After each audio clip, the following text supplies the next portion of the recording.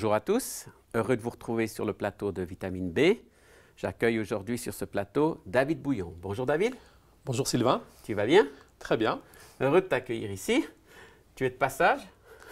Écoute, j'ai répondu à ton invitation et puis c'est l'occasion de découvrir aussi l'envers du décor. C'est ça. Je crois que tu as beaucoup voyagé en francophonie. C'est quoi ton histoire un peu francophone? Alors moi j'ai grandi en Belgique. Oui. Voilà, mon père était pasteur, donc j'ai tout le temps baigné un petit peu dans les milieux d'église. C'était aussi les débuts du renouveau charismatique, donc j'ai côtoyé d'assez près le développement de ce mouvement en Belgique, en France, et puis on avait pas mal de contacts en Suisse aussi. Et donc j'ai fait mes études en Belgique, j'ai été pasteur pendant quelques années à Bruxelles, et puis j'ai reçu un appel d'une œuvre en France qui est un mouvement de prière qui s'appelle l'Union de prière. Et puis pendant une douzaine d'années, j'étais en Ardèche, dans le sud de la France. Et puis depuis 2017, j'ai rejoint l'équipe enseignante de la Haute École de Théologie à côté de Vevey. Et donc j'y suis enseignant à mi-temps. Et donc c'est pour ça que je suis en Suisse maintenant. Donc tu es un pasteur enseignant, c'est un peu ta vocation? Voilà. Alors c'est vrai que les paroissiens, quand j'étais en paroisse, ils me disaient « Ah, t'as vraiment un don pour enseigner ». Et puis maintenant, quand je suis avec des étudiants, ils me disent « T'as quand même un ton très pastoral ». Alors voilà, j'essaie de vivre avec les deux. Tu partages, tu équilibres les deux. Est-ce qu'il y a quelque chose qui te plaît plus que l'autre ou tu aimes bien cet équilibre? Non, je trouve que c'est un bel équilibre et je pense qu'on voit aussi dans l'histoire du christianisme, on a besoin d'une diversité de ministères. Et puis c'est vrai que c'est important d'avoir des gens qui sont sur le terrain, évangélistes, pasteurs, bergers, anciens, et puis des gens engagés dans différentes formes de ministères. Et puis aussi, on a besoin d'une bonne réflexion. C'est pour ça qu'il y a cette école, c'est pour ça qu'il y a des enseignants. Et puis j'ai beaucoup de plaisir à vivre les deux. Je garde un pied dans l'église aussi. Je vais quand même assez régulièrement prêcher dans divers lieux. Et ça me donne beaucoup de joie. Voilà. Donc tu as une vision assez large du corps de Christ en francophonie. Qu'est-ce que tu en dis aujourd'hui?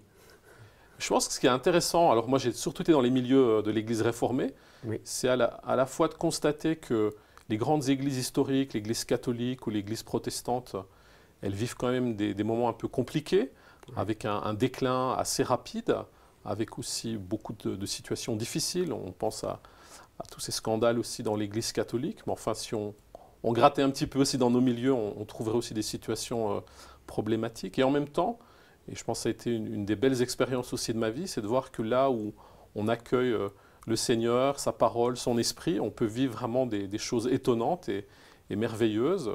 Tu fais partie de Jeunesse en Mission, j'ai aussi côtoyé pas mal, il y avait des équipes qui venaient dans l'église où mon père était pasteur, et puis on voyait vraiment des hommes et des femmes se tourner vers Jésus, avoir leur vie transformée, et je pense que c'est surtout ce côté-là qui m'intéresse. Le déclin, on essaie d'y résister, et puis d'amener une nouvelle dynamique, mais surtout de voir aussi qu'il y a, dans nos pays, il y a une belle dynamique de l'œuvre de Dieu, et c'est très réjouissant. Donc l'Église n'est pas morte, c'est pas fini? Non, pas du tout. Je pense que parfois il faut sortir un peu des sentiers battus, Oui. mais il y a un vrai travail de Dieu, et je suis vraiment émerveillé aussi de tout ce que les chrétiens du Sud nous apportent. Moi j'ai été pasteur à Bruxelles dans une église très cosmopolite, et j'étais vraiment édifié par vraiment cette dimension de la foi qu'avaient les membres de l'Église venant des pays d'Afrique ou d'Amérique du Sud, avec souvent ayant traversé des situations difficiles. Certains étaient des sans-papiers, c'était compliqué pour eux d'arriver voilà, dans nos pays avec un espoir aussi d'une vie plus facile, et puis de voir comment la foi les avait aidés à traverser cela. Et puis ils nous transmettaient aussi cette conviction que Dieu est grand et que Dieu peut ouvrir les portes les plus cadenassées. Voilà. Donc la Bible, c'est ton livre de chevet à quelque part. Oui, c'est vrai que voilà, j'ai grandi avec. Je crois que j'ai gagné ma première Bible à 5 ans. Voilà, il y avait un pasteur en Belgique qui avait aménagé une péniche, puis qui circulait sur les canaux du nord de la France et de la Belgique. Et puis, au lieu de la soute qui transportait les marchandises, c'était devenu une salle de rencontre. Et puis, ils avaient une après-midi pour les enfants. Et puis, il avait dit, on va vous raconter une histoire. Il y aura des questions. Et si vous répondez bien, vous pouvez gagner une Bible. Alors, à 5 ans et demi ou 6 ans, j'étais très très attentif, et puis j'ai levé souvent la main, j'ai bien répondu, et j'ai pu avoir ma première Bible, et je l'ai toujours d'ailleurs. Magnifique. Et pendant pas mal d'années, c'était le livre que je lisais. Alors je ne comprenais pas tout, mais c'était important de l'avoir, et puis je l'emmenais en colo, je le mettais dans ma valise, je partais en vacances avec la Bible, et puis c'était quelque chose qui m'a beaucoup soutenu aussi. Et donc tu as choisi un verset à partager avec nous aujourd'hui, c'est lequel? Alors c'est un verset dans le Deutéronome, dans le chapitre 30, après ce rappel de la loi que Dieu a donnée au peuple d'Israël au travers de Moïse, avec les exigences qui sont liées à cette loi, et puis des bénédictions si on est fidèle à ses commandements, et aussi des malédictions si on y désobéit. Alors je vais et le puis lire. La conclusion du chapitre est intéressante. Ouais. J'en prends aujourd'hui à témoin qu'entre vous, le ciel et la terre, j'ai mis devant toi la vie et la mort, la bénédiction et la malédiction. Choisis la vie afin de vivre, toi et ta descendance. Alors ce texte, il est clair, il y a un choix à faire. Il y a un choix à faire, et puis surtout, la circonstance, c'est ce que j'ai noté dans ma Bible, ce verset m'a sauvé la vie. Wow. Voilà, donc... Dans quel sens? Mais j'ai fait des longues études. Mon père étant pasteur, je ne voulais pas être pasteur. Oui. Donc après mon bac, j'ai dit je vais faire des études universitaires, mais pas la théologie. Oui. Et donc j'ai fait 4 années de philosophie à l'université catholique. C'était une belle expérience, j'ai beaucoup appris. Mais au bout de 4 ans, c'était clair que je ne ferais pas carrière dans la philosophie, ni enseignant de philosophie. Puis je suis parti une année en Israël, avec une bourse d'études. J'ai pu voilà, découvrir ce pays, découvrir aussi la Bible sur le terrain. Et puis quand j'ai terminé cette année, je me suis quand même inscrit en théologie, en jurant que voilà, je fais ces études, mais je ne serai pas pasteur. Juste parce que ça t'intéressait un peu. Voilà, et puis je me disais, je ferai un doctorat, je ferai des études, et puis voilà.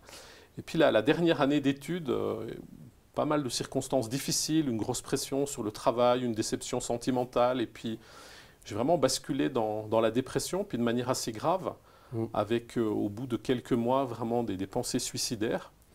Et puis dans le foyer d'étudiants où j'habitais, il y a un autre compagnon d'études qui a mis fin à ses jours, et puis ça a été vraiment une expérience difficile. Et je ne parvenais pas à remonter la pente. Et puis je voyais vraiment, le sol s'effondrer sous mes pieds. Je ne sortais plus de ma chambre, je n'osais plus aller prendre le train à la gare en me disant voilà, j'avais peur qu'il y ait une pulsion qui me saisisse et que je me jette sous un train. Donc j'étais vraiment mal. Grosse dépression. Et puis un matin, j'étais là dans ma chambre, j'allais plus au cours, je fermais les volets, je restais couché la plupart du temps, je m'alimentais juste le minimum. Et puis je ne sais pas pourquoi ce verset m'est revenu à l'esprit. Alors peut-être que voilà, des souvenirs de l'école du dimanche ou des souvenirs des cultes. Et puis j'ai été chercher la Bible, et puis j'étais le voir aussi, j'ai même vérifié en hébreu. Ouais. Je mets devant toi la mort et la vie, et puis une petite ajout à la fin, il est écrit « c'est lui qui est ta vie ». Et puis au moment où je lisais ça, j'ai vraiment presque eu envie de rire. Je dis mais Seigneur, choisir la vie, c'est la dernière chose que je veux faire. Oui. Moi, ce que je veux, c'est mourir. Je veux vraiment cette vie, elle n'a plus de sens. Et puis tout d'un coup, c'est comme si ce verset me touchait profondément dans des zones voilà, un petit peu enfouies en moi. Et je peux dire que c'est à partir de ce moment-là que le déclic s'est opéré. Alors ça a été plusieurs mois, j'ai choisi d'aller voir un médecin, de lui dire que j'avais un problème, il était prêt à me donner des médicaments, puis j'ai dit écoutez je vais attendre un petit peu. Et puis finalement de fil en aiguille, j'ai quand même pu terminer cette année d'études par la grâce de Dieu. C'était une année importante parce qu'elle me permettait éventuellement de préparer un doctorat, mais vraiment ce verset m'a vraiment beaucoup accompagné. Donc cette parole était... Cette parole est là, et puis c'était vraiment, elle m'a explosé d'abord à la figure, puisque j'ai été la lire, mais elle m'a vraiment touché dans mes profondeurs. Donc c'était plus qu'une lecture standard, quoi. Voilà, et puis ça n'avait pas grand-chose à voir avec voilà, ce que Moïse est en train de dire au peuple, qu'il faut respecter la parole de Dieu, et que si on ne la respecte pas, qu'il faut choisir. C'était vraiment le mot de la vie qui est là, choisis la vie. Et c'est vrai qu'après, j'ai pu accompagner des personnes qui étaient aussi en dépression, des gens m'ont confié à certains moments comme pasteur des moments douloureux qu'ils vivaient, et puis je n'ai jamais oublié l'impact que peut avoir le texte biblique sur la vie des gens. Tu dirais que c'est le Saint-Esprit qui a mis en lumière ce texte? Alors on peut dire ça, mais je pense qu'il y a aussi, le Saint-Esprit, il se glisse dans les lettres du texte, et puis il nous permet de nous l'approprier. Je pense que c'est une expérience qu'il faut avoir vécu, et finalement si le christianisme est toujours là, et peut-être même aussi si le judaïsme est toujours là après tous ces siècles et ces millénaires, si ce livre est toujours là, s'il y a des gens qui sont morts aussi des fois pour sauver ce livre au moment des persécutions ou face à des régimes un peu totalitaires, c'est qu'il y a plus que simplement des belles idées, il y a une force de vie qui est là dans ce bouquin. Donc même en tant que professeur, tu ne prends pas ce livre juste comme un livre d'histoire? Non, et je pense qu'on a besoin d'avoir fait cette expérience justement pour ne pas se laisser piéger dans une lecture savante qui peut devenir parfois une lecture tellement critique ou un peu rationaliste qu'on oublie qu'il y a plus que ça dans ce livre. Je pense que c'est comme Jésus, quand on croise Jésus, on peut penser beaucoup de choses de lui, c'est un prophète, c'est un faux prophète, et puis comme les disciples le diront, mais c'est toi qui as les paroles de la vie. Et je crois que c'est vraiment une expérience que... Et j'ai aussi grandi en côtoyant des gens qui avaient fait cette même expérience, alors avec d'autres textes. Oui. Et je me souviens d'un dimanche aussi où j'ai prêché sur la dépression d'Élie dans le livre des rois. Voilà, il vient de vivre une expérience glorieuse et puis il s'enfuit au désert. Il demande aussi à Dieu de mourir et puis je prêchais sur ce texte. Et puis je témoignais un petit peu de ce que j'avais vécu, moi, par rapport à la dépression. Et puis à la fin du culte, il y a une dame qui est venue et qui m'a dit « Mais monsieur le pasteur, je vous remercie parce que j'étais en train de penser au suicide. Et aujourd'hui, votre message, il m'a touché vraiment de manière profonde. » Et je crois que c'est... Quand on vit ça comme pasteur, ou même simplement comme chrétien, quand on partage sa foi avec des gens qui nous entourent, on fait vraiment cette expérience que ce livre, c'est un livre de vie. Donc ta vie aujourd'hui, c'est de partager tes expériences et tes connaissances. C'est un équilibre entre les deux. Oui, et je pense que c'est ça qui est riche. En tout cas, c'est le retour que j'ai aussi des étudiants. Oui. À la fois d'apprécier, voilà, j'ai eu la chance d'avoir fait des études quand même assez poussées, donc de pouvoir les ouvrir aussi peut-être à des domaines qu'ils ne connaissent pas encore. Et puis souvent, ils me disent, puisqu'ils ont le droit de nous évaluer à la fin de chaque cours, alors ils nous font, ils ont un petit questionnaire et puis ils peuvent dire ce qui a été bien, moins bien dans le cours, et puis un peu un avis plus personnel. Et puis souvent, ce qu'ils soulignent, c'est ce côté aussi de témoignage de vie, de dire, voilà, tu n'es pas simplement là pour nous donner des connaissances, mais tu nous stimules aussi dans notre savoir-être, et pas seulement dans notre savoir. Et je pense que c'est un beau défi qu'on essaie aussi de relever avec cette haute école de théologie, pas seulement donner un bagage intellectuel, mais aussi de nourrir la foi et puis de faire en sorte que les personnes qui sortent de cette école, ben, ils soient aussi des témoins de cette parole de vie qu'est la parole de Dieu. Donc tu te sens à ta place dans l'enseignement et puis l'explication, les deux ensemble aussi. Oui, et je pense que c'est important de se sentir à sa place, parce que c'est là aussi que quand on obéit à cet appel de Dieu, c'est vrai que moi, il y a 5 ans, jamais j'aurais pensé me retrouver en Suisse, mais Dieu a ouvert les portes, Dieu a fait que ça soit possible, et puis quand on est là où on doit être, et quand on est convaincu que c'est la réponse à un appel de Dieu, ben on en voit les fruits. Et je pense que chacun doit essayer de trouver justement là. Il y a une phrase qu'on cite souvent qu'il faut pousser là où Dieu nous a plantés.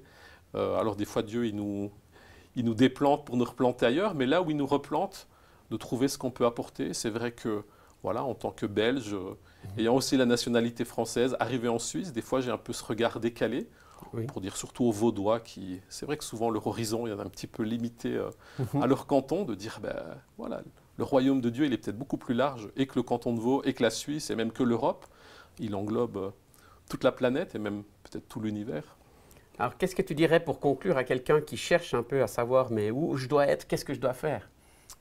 Chercher un verset phare dans la Bible? Alors, bien sûr, on déconseille toujours d'ouvrir la Bible au hasard et puis de mettre son doigt et puis de prendre une parole qui pourrait être inappropriée. Mais je pense que lire la Bible, pas simplement picorer des petits versets ou prendre simplement la pensée du jour qu'on soit sur son smartphone, mais vraiment avoir cette discipline de lecture. Avec les étudiants, on lit les psaumes un petit peu tous les jours. On a un petit temps comme ça, d'un quart d'heure. Et puis quand on entre, et vraiment l'émerveillement que cette parole, elle peut toujours nous rejoindre. Et que petit à petit, Dieu va prendre des éléments, il va les mettre en nous, et puis il va construire quelque chose. Et puis on peut s'appuyer sur cette parole pour aller de l'avant dans les projets de vie. On sent que pour toi, la Bible, elle est vivante, quoi. Ouais, voilà, je pense que j'ai ma petite étagère, j'ai 10 livres que si je devais les sauver, on me dit il y a le feu dans ta maison ou tu dois partir sur une île déserte. Alors il y a la Bible en premier, puis quelques romans ou quelques livres qui m'ont marqué, mais voilà, la Bible c'est vraiment l'ouvrage de référence. Merci beaucoup pour ce partage. Avec plaisir.